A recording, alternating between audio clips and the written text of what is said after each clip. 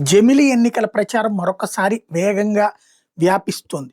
2026లో జనాభా లెక్కల శాఖను ప్రారంభించి 2027 ఏప్రిల్ నాటికి పూర్తి చేసిన తర్వాతన నియోజకవర్గాల పునర్విభజన ఒక 6 నెలల్లో పూర్తి చేసేసి 2027 డిసెంబర్‌కి అలా జమిలి ఎన్నికలకు వెళ్ళబోతున్నారు. ఉత్తరప్రదేశ్ ఎన్నికలతో పాటు అన్నటువంటి ప్రచారం మరొకసారి జరుగుతోంది. మన నిర్మలా సీతారామన్ మాట్లాడినటువంటి మాటలు ఆర్గ్యుమెంట్స్‌ని కొన్నిటి బేస్ చేసుకొని ఈ సందేహాలు వ్యక్తం అవుతున్నాయి.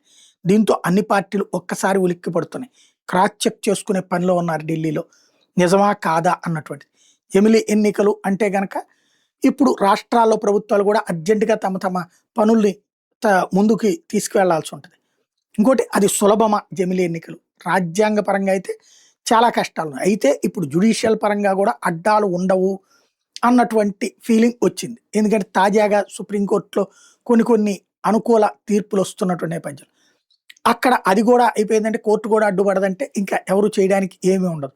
అందులో ఇటు లోక్సభలోను రాజ్యసభలోను పూర్తి మెజార్టీతో పాటు మెజార్టీ రాష్ట్రాల్లో కూడా భారతీయ జనతా పార్టీ లేదా ఎన్డీఏ కూటమి ప్రభుత్వాలు ఉన్నాయి కాబట్టి ఇది చేసేస్తారని ఒక పక్కన ప్రచారం జరుగుతుంటే ఇప్పుడే చేయగాల్చుకో 2034కే జమిలి ఎన్నికలు ఉంటాయి.